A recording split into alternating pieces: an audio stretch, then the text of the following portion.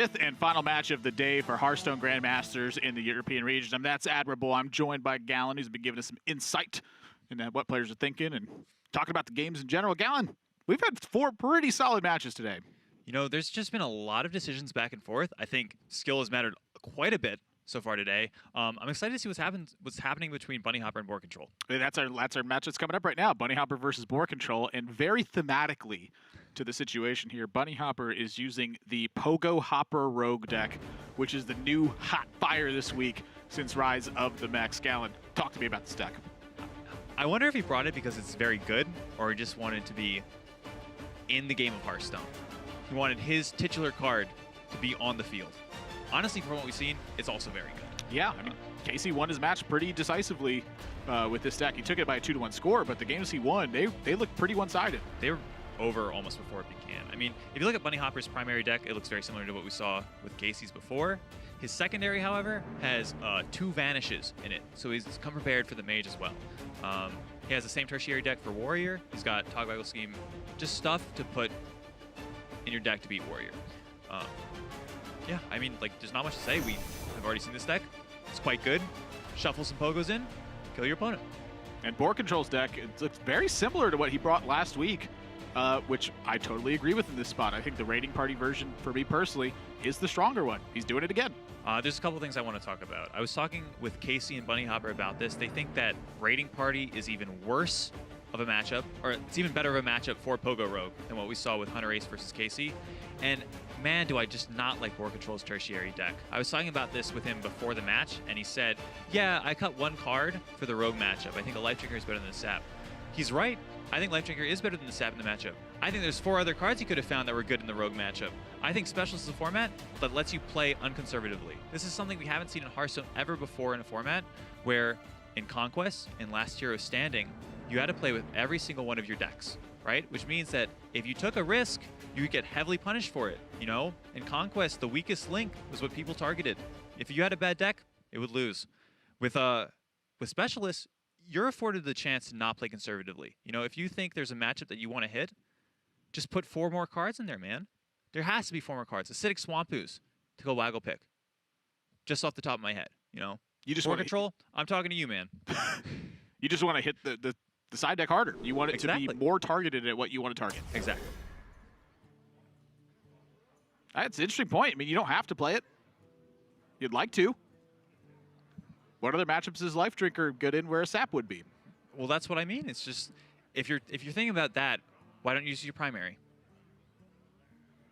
It's hard to say. It's an interesting thought. Yep. I like the perspective, though. We'll have to see if it works. I also like people just taking risks in Hearthstone. Well, that's just more fun. And it paying off. I like it when people take risks and it pays off. You know, honestly, some of the most exciting games that I get to see, I've been cast Hearthstone for 5 years now. One of the most exciting things I see is when players make mistakes. Because when it happens, the game gets crazy. Like, nonsense stuff starts happening. You get a completely different type of snowball. And I love seeing fantastic play as well. When I see picture-perfect play, that is also a thing I love to see. It's very rare and very difficult to play in a perfect and exceptional form. You know, I'm going to agree with you from the other side of the aisle here. I've mostly played this game instead of casting it. I love the scenarios where weird stuff happens. We're a spot that we've never been before, usually because someone made a small error somewhere in their game plan.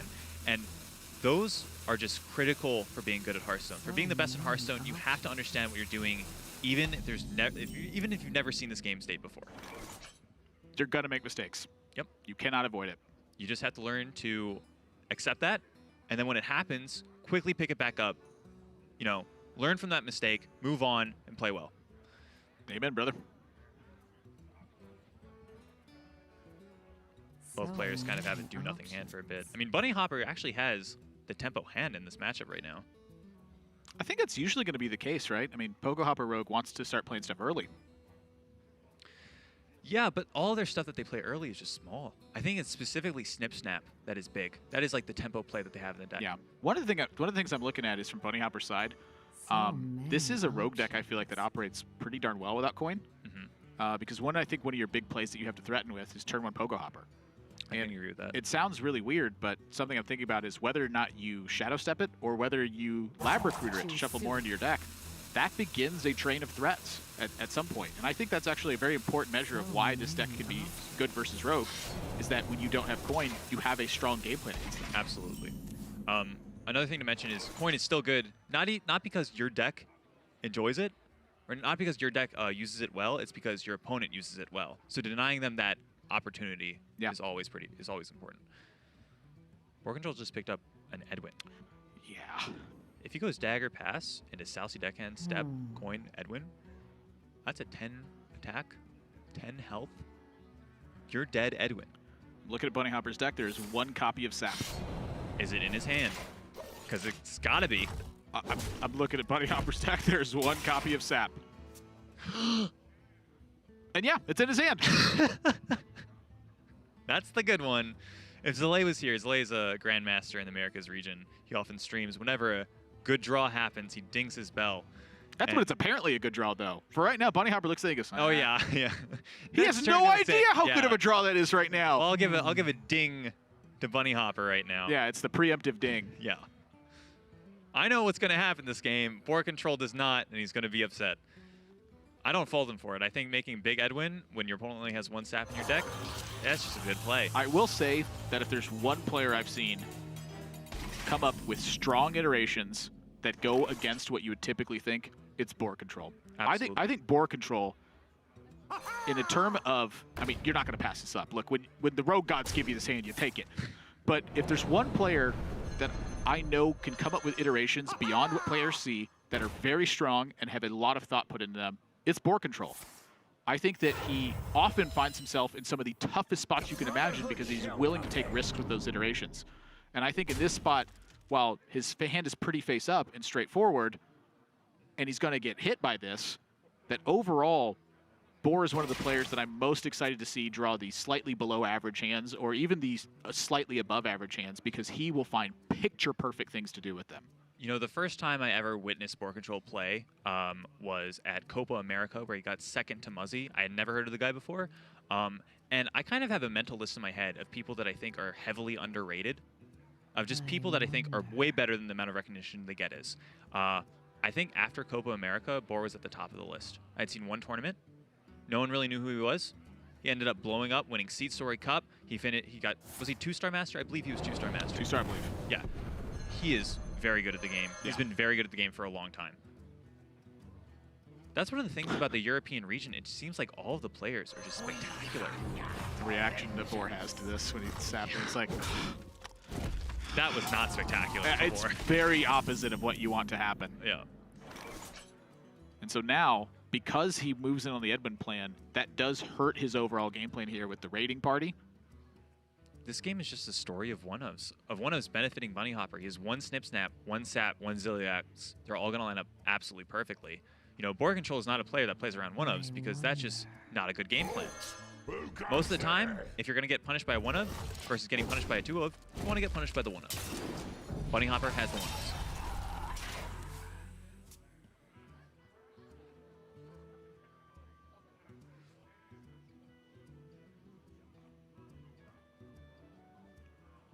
Zilliax to the left. Yeah, it's really tough to beat that one. Magnetizing a Zilliax is way good here. I think Bunnyhoppor is just going through the iterations. One of the really good plays that Pogo Rogue can do versus an aggressive deck is you go Zilliax, Togwaggle, scheme the Zilliax. You just have multiple turns of just life gain. So Bunnyhoppor is weighing whether he can take a slightly below average turn here to guarantee Zilliax Togwaggle scheme. It's an excellent point because the other thing that happens too in this matchup, as you and I were playing, pretty similar game to this, is that Zilliaxing onto a Pogo Hopper is just still one of the biggest things that you can do. You generate a bunch of big Pogo Hoppers, and then the final one you Zilliax it, and it's such a massive life total swing that it's like everything that happened prior to that doesn't even matter anymore. So I think that's a big consideration as well. Wow, he's actually going with Witcher Piper here. So he's really respecting the Togwaggle scheme Zilliax. That has to be it. He's saying, hey, I'm going to have a mech for my next turn. There's a 2-3 that summons 2 1-1s that are all mechs. There's a 1-1 that's a mech. He can just you know, Take it slow. take it slow. I don't mind it. No Bandit Knives in BoarControl's deck. So many. BoarControl is running options. 2 sap, by the way. That's something to keep in mind. Yeah. You don't want to magnetize your Ziliax. It gets You do want to magnetize your Ziliax, but you don't want to magnetize it and have it get sapped. Yeah. And Boar's, honestly, Boar's position has been pretty shut down, where he's kind of hoping for this. You know, this is another thing that Bunnyhoppor could have been thinking about as well, is he gets the Pogo Hopper churning, so that the next one starts getting big. And on this turn, he has the Witchwood Piper set up, so if he sees like a generic 3-3 play come down, he's got to check for it. Just biding his time, looking for a better swing turn. There's a lot of iterations. A lot of them are good. Yeah. Honestly, the sap changed everything. Mhm. That's the one thing I will say about Edwin, is that So it many wins a ton of games. options. but goodness, when Edwin gets checked, it feels like it loses me a ton of games. Especially on those kinds of turns. The ones where you make like a 6-6, where you only commit some of your resources, it's fine to have it get sapped. But when you have to devote everything to it and just say, I hope he doesn't have sap, that's when sap is going to blow you out of the water. Now, there is some things you can kind of do with that. First of all, if you save a Shadow Step, like let's say you can make an Edwin a 10-10 instead of an 8-8 with the Shadow Step, but you save your Shadow Step because in case they sap it, you have this sudden reload with the Edwin. There's all these little tricks and tips for abusing Edwin, let's say. Unity, precision, This is what I'm talking about, man. This is just what he's going for. He says 2 Ziliaxes in my deck. Wow. And the 3-3 helps him check the Hench Clan on the following turn. He says that this will lead to a better overall game state than just the tempo he would gain from stitching a Ziliax onto a Snip Snap. So now for Boar, I'm looking at comboing a raiding party and then figuring out how to win afterwards. Oh, God, that sounds so bad. I mean, you're right. I think that's his play, but I think it's looking pretty solid. You kill a Ziliax, you get to kill a minion, you draw 3 cards, and then the following turn you get to waggle pick, you get to set a Dread Corsair, you get to play an Edwin. yeah, the more I look at it, it seems okay. Yeah, this is just a normal kind of rogue turn here to me. Yep, you're just taking some time off. Question is, do you actually swing with your weapon? Let's say you get 2 Southsea deckhands, say for example. Maybe there's like an Edwin turn instead. Ah, so you're looking at then following with like Southsea, Hench Clan. Yeah. I'm sorry, like That's very Southsea, Hench specific, Clan though. Thug, and Edwin Van Cleef. Mhm. I don't know. I'm kind of curious. I feel like with Myra's Unstable Element in hand, I want to put as much pressure on Bunnyhoppor as I possibly can, Okay. dump the rest of my hand to do it again, and then Myra's to try to do So you want to play Waggle Pick. I think I want to play Waggle Pick next Okay. turn. And so that to me is the 2-turn setup that Boar's looking at, where he's certainly accounting for just what does Hench Clan Thug and Edwin look like this turn, what does Also setting up do. Also just green skin and attack the Ziliax, I think is a reasonable play here. Remember that Bunnyhoppor has 2 oozes in his main board? Wow! The alternative's stronger. I'm curious because here's the thing. I know that Boar is going to set up turns like this a lot. He has some game plan in mind that I cannot spot right now, but that I guarantee you he has planned out to be strong against something specific from Bunnyhoppor. I think this is just higher tempo overall. He developed a 5-4 this way. He gave him a 1-1, developed a 5-4. That's just not how Boar plays. He does sometimes. But overall, if Boar's making a play, he has a reason for it. Sure. And that's, to me, one of the big things that is a talking point for him is no matter what, even if it's just you play your minion so that you have higher tempo, he wants to find a reason in terms of how the cards line up for why that interacts the way it does. He's not a person that just boils it down at tempo equals good. No. Not Very rarely. I think it's like you have to have the simplest of simple spots in order for that to be Boar's justification. Like 10-10 Edwin on turn 4. Yeah. Tempo equals good. Yeah. There's one sap. Tempo equals That's good. the reason. You Every know? other spot? Oh man, there's so many factors at play here. Choose soon. Backstab, not really what he's looking for. Oh, I found this really interesting. Shadow Step the Novice Engineer. I don't know, that's maybe a little bit too in depth, but extra card in your hand versus Shadow Step? Worth considering. And that's a draw. That's the other thing too is in BoarControl's spot, you know, he doesn't just have to look at the hand he's got right now. I mean, Rogue is very much a deck where you have to consider what all your draws look like and feel like in those spots. Honestly, Evil Miscreant alone just opens up so many possibilities of how the game can go. Yeah, I mean, that changed every... Oh! That big. Tempo equals good. That's like the biggest one you can get! Yeah. Tempo equals good. Pillor's a lot better when it doesn't deal you 5 damage. Are you sure about that? I'm very sure. You're telling me taking 5 is bad? Usually, yeah. Okay. I didn't know. this is actually really clever. You don't see this very often. Never mind. Uh-oh. I want you, and you. Man, I think you. Bunnyhoppor might have just lost the game in that spot right there. No action. I mean, this actually this goes back to BoarControl just playing a 5-4. Bunnyhoppor just had to commit way too many resources to deal with it. From nothing. BoarControl is smart, man. Yeah. He really is. Like, I'm telling you, the record is not reflective of how good BoarControl really is. When I try to ever say anything about BoarControl and his plays, I have to get super nitpicky because that's the only way I can ever find something I disagree with. I disagree with you. Like, the thing that I'm nitpicking on him right now is a deck, his tertiary deck that comes up like 5% of the time. That's what I mean. Like, in order to criticize Boar, you have to get super nitpicky to do it. He just always finds something that's good. Yeah. And so, granted, Edwin's done a lot of work this game, but the first one got sapped. He stayed in the game. Bunnyhoppor ended up drawing dead, and now he's just thoroughly dead. He absolutely punished the one turn of stumble from Bunnyhoppor. I agree. And you know what? He didn't lose his cool. He saw his Edwin get sapped. He said, darn. He just reacted to it.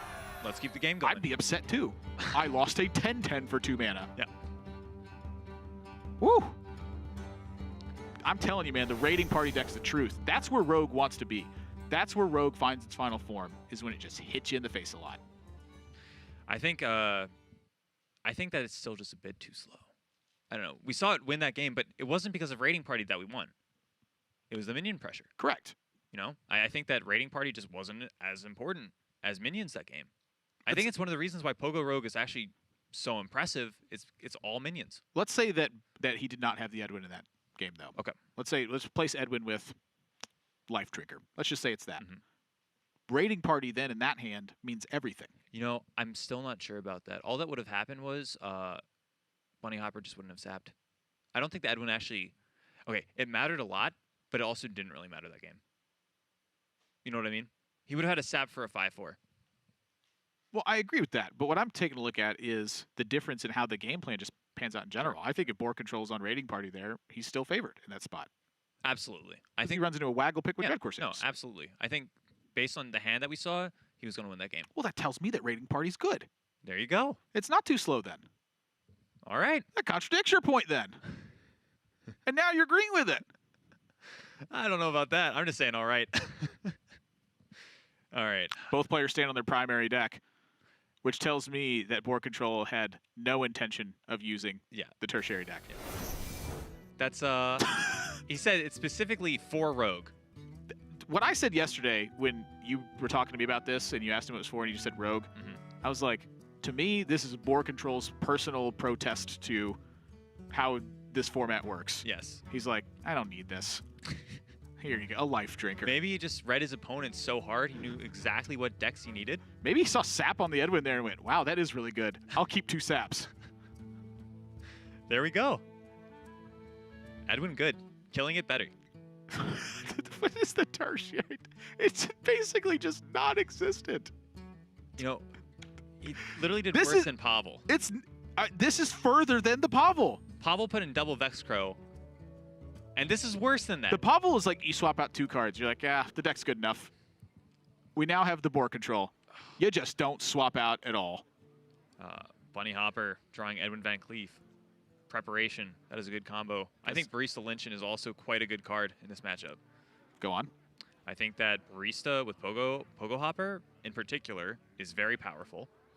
It's a 4/5 for 5 mana. That's not so great, but when you're actively getting everything back, lackeys, Pogohoppers, Lab Recruiters, all these random 3/2s like Acidic Swampoos and Witchwood Pipers, you're just going to get a ton of value off your 4/5. Against BoarControl, who doesn't always spend the initial like mid-game turns killing you, especially with stuff like Acidic Swampoos, that's when Barista Lynchen just takes over the game.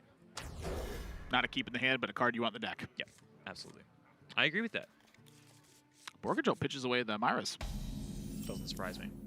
I think on the play, you need to get better cards. You need minions. Because if you don't play anything, then your Myras can't be cast because you didn't play anything. So you need minions. Henchclan Thug. Yeah. Who goes there? I feel like if I'm going to put Henge Clan Thug in my deck, I am going to often mulligan for Henge Clan Thug. On the play, yeah. I agree. On the coin, not so much. Yeah, I feel like it's there for when you're going first. When you have the coin, your rogue deck's pretty darn good. When you don't have the coin, though, I mean, I've often found on turn 3, I'm like, I can't really do anything. SI7 agent, I guess. It's not that bad, Blink Fox. It's not that bad, but I really want to do more. I agree. BoarControl also really wants to do more right now. Yeah. This is, it's not looking good. He still has a couple draws. Evil Miscreant, Henge Clan Thug are both stellar draws at this point. Problem is, well, it's not really a problem. We have a stat for the Edwin, but Bunnyhoppor does have a way of just getting a huge lead in tempo this game. I wonder if he even just plays a 1-1 here to get more stuff for his Edwin. I don't know. It's hard for me to ever predict what Bunnyhoppor is going to do because so often it's like he's just looking for something that's a little bit better next turn. He's watching how the bounce of the cards goes back and forth. If I do X, they will do Y, which means I can do Z. Not really much of a, this is the good turn, I'm going to do this turn. Honestly, there's just a whole little meta game happening right now, and it's a very small percentage. Stuff like Bunnyhoppor can play a Thalnos, but then BoarControl can respond by just not daggering the Thalnos. Oh, he could just play a 4/4 Edwin as well. That is unusual. We had a prep. We had a 1-mana spell or 1-mana card to go with it. He has to be thinking about the fact that BoarControl just doesn't have an answer to this. I look at his hand too. Just what, am I going to sap this 4/4 Edwin? I don't really like sapping tiny Edwins. Yeah, I agree. I think that you don't sap here. If you don't sap, you take 8 from this if you kill it with Waggle Pick. Ow. Your opponent plays more minions, you take more damage. That sounds to me like you're sapping. But that means there's a bigger Edwin later. So it's like you have to weigh whether a bigger Edwin later is worth not taking 8 right now. I don't want to do that. I just don't want to be in board spot right now. Either it feels like a lose-lose scenario. That's what it feels like. So which one loses less? That's what Boar has to figure out. He's shaking his head right now. Yeah, that reaction is exactly how bad both of the plays are. But when Luck shuts the door, you got to open up the window. He goes for sap. He says 8 damage is too much. To keep a sap, yeah. Well, this is actually so cool because Bunnyhoppor played a 4/4 Edwin. It got sapped. He pretty much got the card that answers Edwin out of BoarControl's hand, and he hasn't used any of his tools that make Edwin good. Look, we're looking at next turn. If BoarControl develops a weapon, say a Dread Corsair with his Waggle Pick, Bunnyhoppor has Prep Sap, Pogo Hopper, Edwin. It's an 8/8. I wonder. He just got Boar to use his only resource to deal with that. God, Boar's hand is so bad. Now, one Leroy Jenkins will change the landscape. I will say that specifically against Bunnyhopper's hand, BoarControl's hand is quite fine right now. He has stuff to do. That's the thing, is like 2 Waggle Picks is a lot of damage still. I hope you like my invention. That's the one weakness of Bunnyhopper's deck. His only way to fend off life totals is with exactly Ziliax. He also has an acidic Swamp Ooze to deal with the Waggle Pick. Yeah, he can shut him down at the right moment, but there's not like a recovery post the damage from Waggle Pick other than Ziliax. That's it. And he doesn't have an acidic Swamp Ooze right now. So I'm curious if BoarControl has any plan here other than, I gotta get him. I don't think so. I think, yeah, you gotta get him. That is huge. That's the only draw in the deck that mattered, I think. It really is, right? Like, Miscreant's good here, but like... You don't kill him. Leroy can kill him. This is 16 from Waggle Picks and minimum 12 from Leroy. That's 28.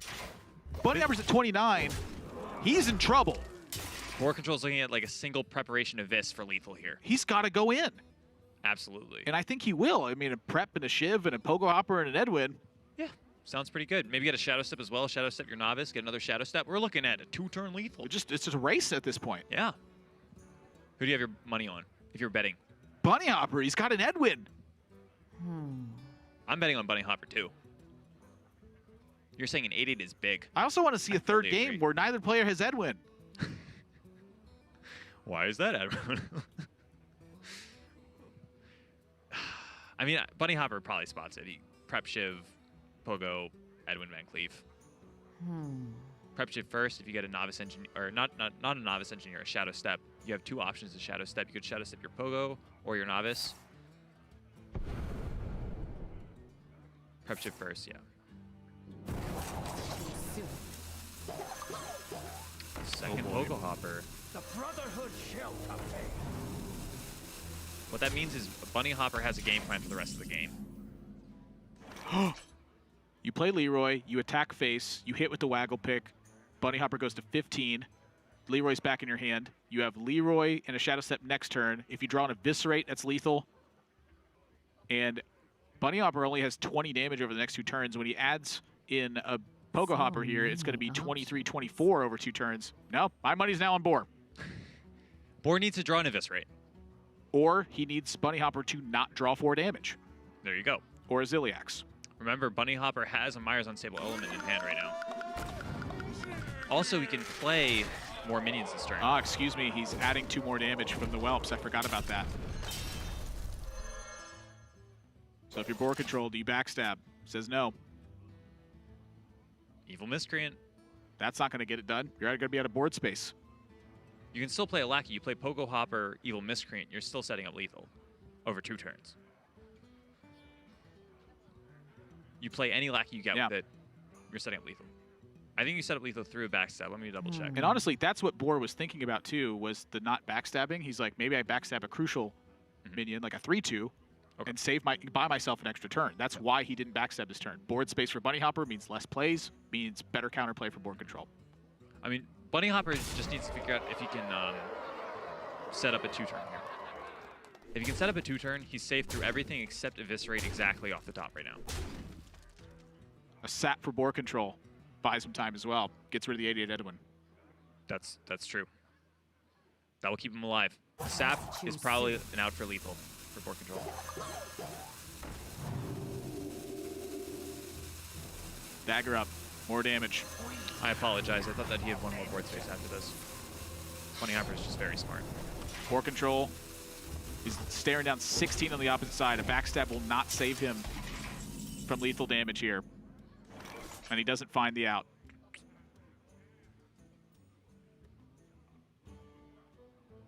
So now... Is there anything like Leroy him in the face and then Shadow Step your Leroy, hit the 3-3? No, you could go Leroy face, Shadow Step Leroy, backstep the 8-8, Leroy into the 8-8. Keeps you alive. Yeah, your opponent's at 9 then. There's just not a combination of cards that gets it done after that. I guess you could draw Myra's, prep Myra's, then you have 4 mana floating, draw 2 Eviscerates. Yeah, that's it, right? So it's Leroy face, because you need to put him at a life total that you can kill him from. A weird puzzle. Yeah. Yeah, that's the only way board control wins at that point now. His board is full, so he doesn't add any extra 1/1s to the field. Bunnyhoppor has 1 space to work with. Wow, that's kind of crazy. He's actually... that he can actually even manage to buy himself another top deck here. I mean, Boris spots it. I think this is actually a very hard spot. Because you just have to say, oh, there's no way I win. I need to kill this 8-8. We're on prep Myra's. Into 2 Eviscerates. Does that even do it, though? Yeah, because he has to prep an Eviscerate, play an Eviscerate, and then Dagger. That's 8 mana. Myra's is going to be 3. First Eviscerate. Oh, you're 2. right. I'm so sorry. I thought that Myra's would be 4 mana. Yep. That's my bad. Prep Myra's, So draw there 2 you go. Eviscerates. Board control spotted it. That's I it. didn't. It's the only play that wins. Yep. I did the nerf on prep a little bit too much. Down to 1. This card's still too good. I'm trying to think, is there also like double Sousy Deckhand would do it? Like Eviscerate, double Sousy Deckhand, Another thing is this, double Poison. He's actually just, it's the Myras. The Myras is what's needed. yes, I will say that there's some hands that Bunnyhoppor has that board control still has a 2-turn over. Remember, he only has 7 in play right now. Oh, sure, but I mean... That's unlikely. Yeah, I mean, what's Boar going to do about that? He's going for it. Myra's Unstable Element here. Wait, doesn't this set up... He's got Togwaggle Scheme. He's going for, like... doesn't it set up... oh, you're right. You're right. I'm sorry. He was looking for... I don't know specifically what, but he's safe. He's not taking fatigue damage. We've got a Sim Snap. We have the burst damage.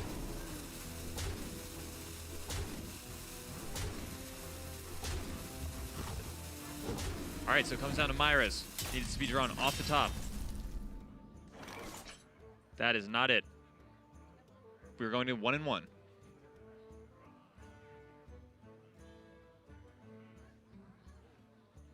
Man, BoarControl is still so good. He spotted the only way he was going to win this game. In multiple different ways. Like, that's the thing about it, is when your hand is so far below average, you just have to hope it works. And when it's not going to work, you don't just give up.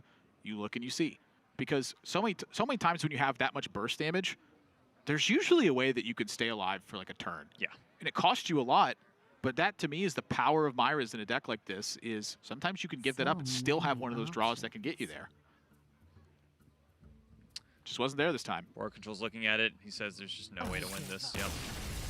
Tied up. 1-1. You broke down the Myra's mulligan, and I agree with you. I think you got to have cards to play because A, you got to get your hand empty. B, you still have to be pushing for damage. Then C, you're going first. It's much harder to play all your cards in that scenario. Oftentimes, because you're down a card and you're down a coin, you need to have more cards available in total because you still want to combo your miscreants. You still want to combo your raiding parties. If you keep a Myra's in your hand and then you draw a raiding party, your hand is suddenly super clunky and it's difficult to really do things. Can we just talk about Bunnyhoppor's patience in that matchup? He went for Coin Edwin on turn 2 just as a 4/4. That is a play that I would say very few players make. It's very, I mean, that used to be a fairly common thing in Rogue Mirrors, where you were saving spells for Auctioneer a lot of times. So when you had an Auctioneer opening hand with Edwin, you had sort of that crossroads where you're like, do I pick the Auctioneer payoff later or do I pick the Edwin now? It was a very common back then. Lately, it's been super uncommon because all of your Gadgetzan Auctioneers now packed into a 5-mana legendary spell. Yeah. So 4/4 Edwin, like to me in that situation, the only way it really hurts is specifically like a backstab SI turn. And I think that's just great recognition. Yeah, I have nothing else to add. I think that going for a 4/4 Edwin is unintuitive. It was very smart. And so primary deck is what they're both sticking on for this one. So third and final game of this match is coming up. They say we're good enough for the first one, good enough for the second one, and now it's tied up. There we go. Yeah, I think Bunnyhopper's probably going to take it. I don't know, man. I think that BoarControl had one of the worst hands I can picture and almost won the game. I mean, he was still on a 1-20 for a 1-5. I think he was at less than 1% to win that game. I want you to take a look at his opening hand and imagine that he even won the game. He has an evil miscreant. Oh, his opening hand last game. Yeah, Yeah, that game was 2, crazy. it was the fact awful. that he had 1% is impeccable play by BoarControl. Yeah, I disagree with you firmly. I think BoarControl's favored. I disagree with you disagreeing with me. Okay. I well, want you do to that. agree with me. I think BoarControl loses this. However, he has an evil miscreant. That's how you win this. He's got coin. He's got miscreant. I do not buy that Bunnyhoppor Rogue is favored versus a burn deck. I think that it's only a burn deck if you draw your burn cards. Where am I wrong? First of all, Bunnyhoppor has an Acidic Swamp Ooze in his opening hand. All the burn from Togwaggle's pick, gone. Sorry, Waggle's pick. Just gone immediately.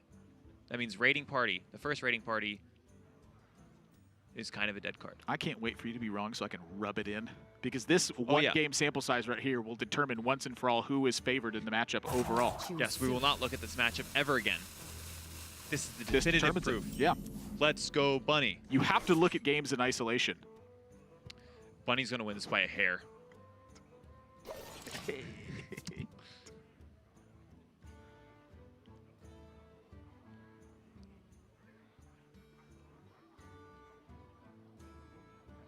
I imagine that he wants to save this backstab for Evil Miscreant. That's like the common thing you do with this deck on the play.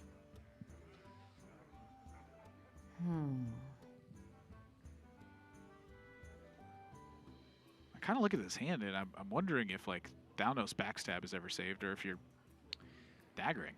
What I want to say about Thalnos now is that you answer Evil Miscreant. Yeah, that's exactly what I was thinking too. And if BoarControl daggers, that often means he doesn't have Evil Miscreant. Yeah. Okay. Prep Raiding Party is a huge draw. So if he prep raiding parties and finds a Dread Corsair, what that means is his turn 4 can be Waggle Pick and go, or it could be Waggle Pick Dread Corsair.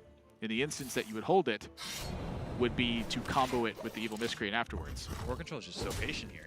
BoarControl is one of the players that's opened my eyes into Coin Miscreant often being a weak instance for me, is because of how crucial Coin is to BoarControl's deck. Like, the burn deck has to utilize combo in a very particular way, and when it fails to do that, that's when I feel like the whole game falls apart.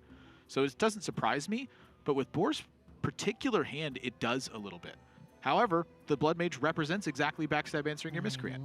I mean, I think this is a thing that great players do very often, is they try to deny their opponents good turns. If BoarControl goes Coin Miscreant, yeah, that's good. But guess what? If Bunnyhoppor has backstab Evil Miscreant, you're dead. Yeah, That's a good play. That's a super bad thing to have happen. Bunnyhoppor is looking at this turn, he's thinking about Novice Engineer instead of Evil Miscreant. That's not good for him. I think it's just a highlight of how BoarControl approaches the matchup. He's saying he knows exactly what his opponent wants to do, and he's just denying it. Just strong. I think that's a good way to approach Hearthstone in general, is just think about what your opponent wants to do, and think about how you can best deny that from being good. That's the form of disruption you have. Yep. And now, Boar's own backstab drawn. He wants to add lackeys. One of the big benefits to me of waiting on the Coin Miscreant on turn 3 is that when you find Goblin Lackey or Witchy Lackey, which are two of the worst ones that you... I was going to say you're going to utilize the two bad little lackey things, and it's... Oh, my goodness! This is another reason BoarControl is great. Oh, gosh. If you don't watch a BoarControl stream, by the way, I find him to be a very entertaining and informative player. I think that he goes over his thought process quite well. And while I am ripping into him for his questionable, I would say, tertiary deck, I think he's just, overall, a great person to learn from.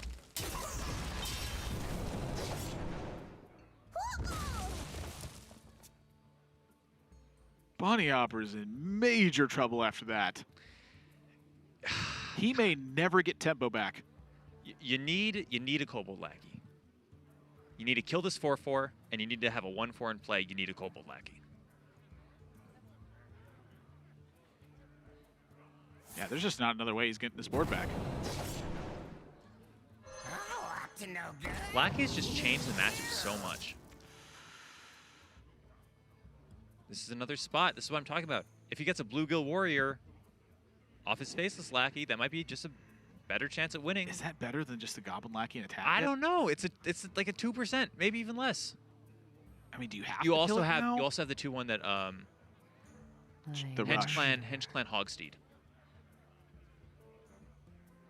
Bunny, this actually impresses me so much. Oh, that's not the good one. But still, this is what I'm talking That's about. the literal worst one! That can't attack! I know. It says can't attack!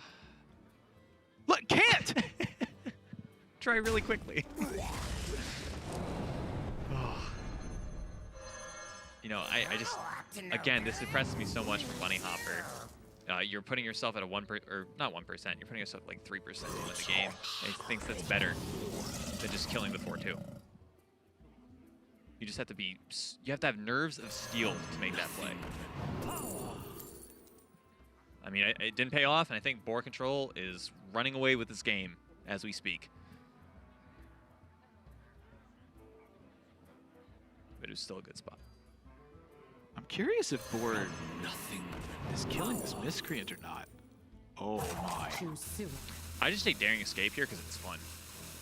It's not right, but it's fun.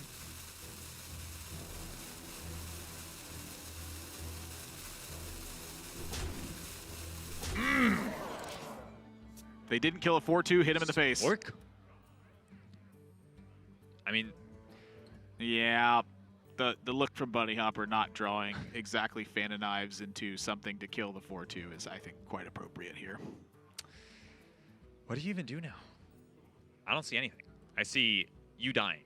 Yeah, So you probably many died. options. Your hand is Acidic Swamp Ooze, Acidic Swamp Ooze. BoarControl just hasn't played his raiding party. He's not giving you that as an out. That's the thing about Acidic Swamp Ooze versus Waggle Pick. Your opponent has a different game plan.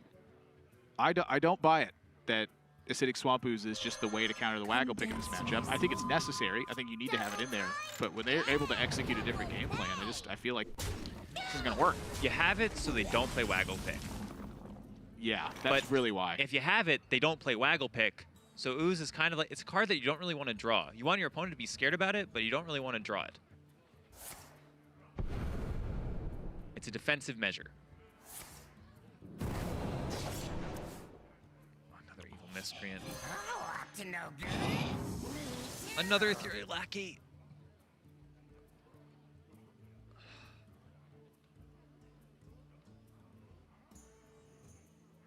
I mean, Witchy Lackey isn't even that bad here, too. You could Witchy Lackey your 1/4 into a powerful 4-drop. Yeah, I think you're done with the idea of shadow stepping that. Because as the game progresses and you have Myras, like Leroy becomes the prime shadow step target. I agree. We have the Myers in our hand, so we don't need more value. Yeah, so I'm looking at Ethereal Lackey first. You want to play Ethereal Lackey, you see if you got a spell. Choose suited. I guess technically the Witchy Lackey first would be better in that instance. Is there anything at 4 mana that benefits from playing a minion? Yeah. Off the top of your head. There's Toxmonger, which is a 1-drop skip poisonous. Sure. And there's also the Rogue, the Hunter 3/3 that whenever you play a 1-cost minion, you draw a spell from your deck. There you go. Yep. Good enough reason to go Witchy Lackey first. Good enough reason to dagger, though. He says, punch it. I'll just save these for later. Sure. I don't need them right now. Bunnyhopper's not doing anything. Bunnyhoppor does run double Fan of Knives, so putting more 1/1s into what could be a Fan of Knives turn. Maybe not the wisest decision. I mean, Boar realizes that this is well more than enough to keep the pressure on Bunnyhoppor at this point. I agree with him. I mean, just look at BoarControl's hand. He's so patient. He has a Myra's, and he's just not going to cast it because he has too many cards. Not a bad problem to have. I love the entrance music on Barista Lynchon, but we're not going to have much time to talk about that. Yeah, this game is going to be over, if not immediately right now. Yeah, I mean, Bunnyhoppor, I think his body language is clearly summing up where this is at. And he's like, I'm ready to just... You're dead. You're dead. Bunnyhoppor needs a Zilliax. That's the only card that even keeps him alive. If he doesn't get that, he's dead. If he gets a Zilliax, he's still very close to dying. Myers doesn't do it, I would say at this point. I think that BoarControl is smart, and he's probably going to kill that 3/3 mech. Just deny Bunnyhoppor the chance to see tempo from that.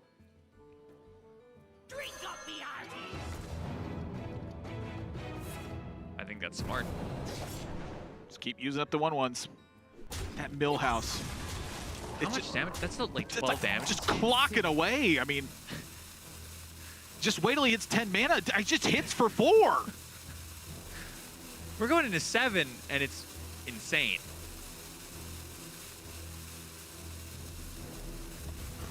Deny a shadow step out. BoarControl is just trying to solidify his position here. He's saying 2 damage to the face isn't as relevant as... He played around it. It's going to get sapped. He's going to put Bunnyhoppor down. He's going to play Zilliax. I mean, that's still 8 extra health and kill a minion. The Bunnyhoppor's a 5/5 right now. Really quickly, this is a second Bunnyhoppor, right? Yeah. If we just killed a Bunnyhoppor, does Bunnyhoppor even have a way of... that's interesting. ...comboing out from that point?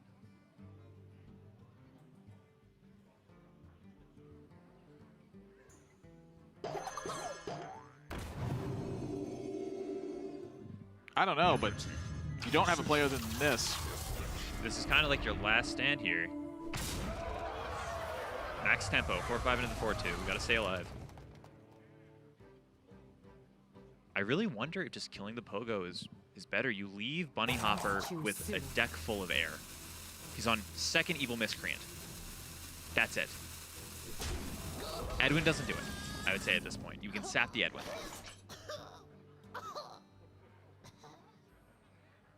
Did you just hear that? That was like a very long death animation. Oh, that's the worst. Unlucky. What are you gonna draw your whole deck again? Togwaggle scheme. I'm just that's right. I'm really curious about the kill the Bunnyhoppor play. It's just an interesting point. I think that I like it. I don't want to say for certain that it was right, but I really liked it. I think he just wins both ways. I think so too. We've seen the Zilliax. Your opponent's at 13. He does not run Magic Carpet or anything that can make the BoarControl rush into an enemy minion. I mean, to me, that's the big mark of when you've gotten past this deck. You have the lead, and the Zilliax has already passed. I'm looking at this, and I think Bunnyhoppor is 100% dead.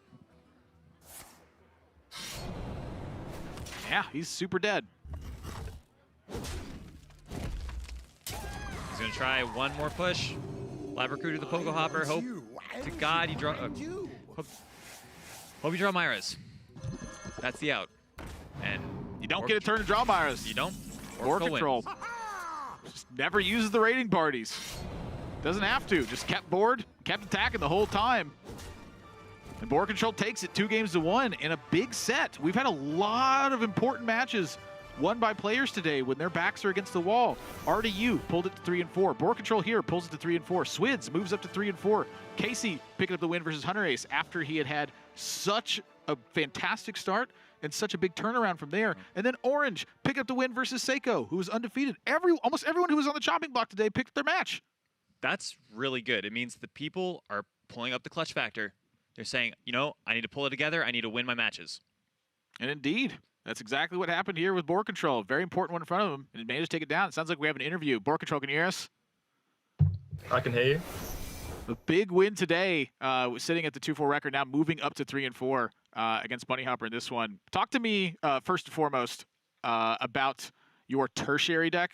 Gallon has had a lot of statements for me about how this one is built, and it is just one life drinker for one sap. You told him it's for Rogue, and we didn't even see you use it.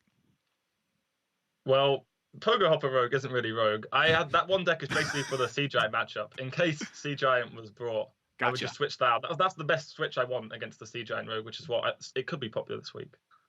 And so talk to me about your preparation overall, like amidst the patch that just hit. Were there any decks you were considering that you really wanted to bring and just couldn't because they weren't making the cut?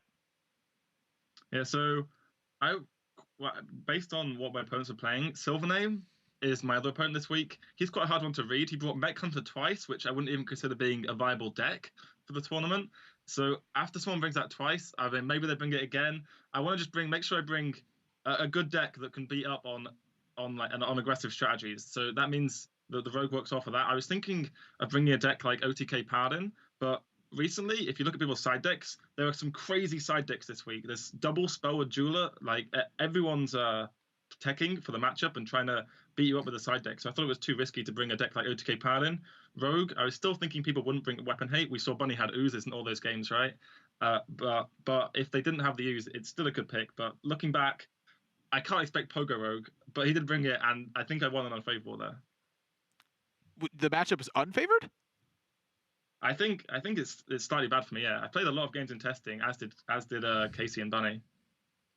Well, what's the big factors? Well. I mean, it's a Rogue mirror, so there's Edwin, Evil Miscreant, and the Coin, which is like 80% of games. But a lot of the games, I have to play the Waggle pick, and if he has the ooze, there's nothing I can do. If I don't draw the Evil Miscreant or the Henchman Thug, my deck doesn't do anything. Yeah, we were looking at game 3, and you just had 2 raiding parties in your hand at the end of it. You just never took the time to cast them because you realize, hey, if he has an ooze, I'm just wasting my time here. I thought that was a really good strategy. I also really liked how you played game 2. I thought the backstab after you played your Leroy was quite good. How did you feel about sapping that Edwin? So I felt pretty bad about sapping it. Maybe I overthought it. It was a really weird game because my opening hand is prep, waggle pick, and I'm like, okay, what is happening here? I'm gonna have to get these waggle picks to hit face. Nothing is gonna work probably. He's got a 2 ooze deck. I'm already in defeat zone in my head.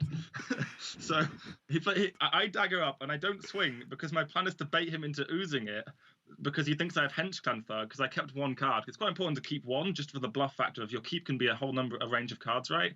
So I was really hoping he would burn the ooze there because you can get a huge tempo swing if you ooze and stop the Henchman Thug, is what I noticed in practice. But then he coined the Van Cleef, and I was thinking, well, if it comes back bigger, how much worse can it be, and when would it come back bigger? Because he's going to have to ooze my Waggle pick anyway, probably. And if I don't snap it now, I'm just going to take the 8, and then he makes an 8-8, and I take the 8 anyway. But in the end, it did look that it was worse for me because I exactly drew Leroy. He looked like he didn't have ooze, and things didn't quite pan out very well. Maybe the sap was bad in retrospect.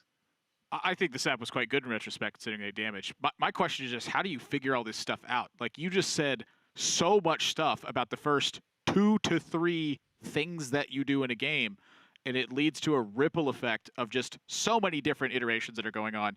How do you figure this stuff out when you're practicing? Is it just something that you work through, or do you have to actually try these things and see how they work? Like, what's going on? Yeah, so it's just practice. I'm just playing Hearthstone all day, various decks, especially when deck lists are open for this tournament. You just play versus yourself.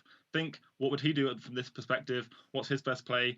What's his best play to stop me? What's my best play to stop him? I noticed that stuff was awkward for him. Like, oozing on turn 4 was sometimes a little awkward for him because there was no other play with ooze. So just ooze and dagger isn't really that much of a tempo swing against a waggle pick. So I would try and make sure the ooze came down then, or that I would set up different plays with, like, just playing Greenskin or Deadly Poison and get the ooze out there. It's basically just practice, just playing Hearthstone all day, and then trying to overthink things in the game. Yeah, it looks fantastic, and every time I see you and I hear your thoughts, I feel like I learned something else about the game. Boar, congratulations very much on your victory here, and I look forward to seeing you this week. Thank you. Every time he opens his mouth and says something else, I just feel stupider and stupider. I mean, he just explains the entire matchup in one sentence, so you have to pay attention and follow along, but everything he says is quite good information. Goodness, he is so good. The bluff value thing, too, actually makes so much sense when I think about it. Where, like, if he's going first, that's one of the things that Bunnyhoppor is most concerned about is Henge Clan Thug. So daggering after a 1 keep and then saying go, like, what's the card he's keeping at that point? It's either Evil Miscreant or it's Henge Clan Thug. Yeah. It's really complicated early game. This is kind of the point that I want to bring up, the whole Thalnos, and then Boar decides to dagger instead of go coin Miscreant because of the whole thing. Backstab Miscreant from Bunnyhoppor would blow him out of the water. And, you know, just understanding all these little nuances of the early game really solidifies Boar as a stellar player. Yeah, but we can take a look at the standings and see how things are shaping up now. It's a pretty big match that Boar needed to win here, as Fino stands on top of that division, completely undefeated in match score, but the game score not quite as pristine as Psycho's was before today, that is. He moves it to a 3-4 record where he's still trying to vie for that top 3 spot. At the end of 14 matches, when this regular season's done, you have to be in the top 3 to advance to those playoffs. Fino is the last undefeated player in Grandmasters, right? He's quite good. Fino is another player that I've just seen throughout the whole tour stop circuit. You know, I've had a couple of really good games with him. Excellent player. He won HCT Orange County. That was a big win for him. I think that his confidence got a lot higher after that win. I think we've just been seeing that in Grandmasters this year. Yeah, in terms of Europe, he is the lone undefeated player left, but we still have Monsanto in the Americas region, who's undefeated. But your context to speak of is definitely Europe in that regard. So we got to go to a quick break because we're wrapping things up. That was our 5th match, but that means we got to send it off to the Americas region, which means that we're bringing on the boys. TJ and Froden are going to be joining us for the post show here. So stick around. We got more Hearthstone coming up because the Americas region is coming up right after that.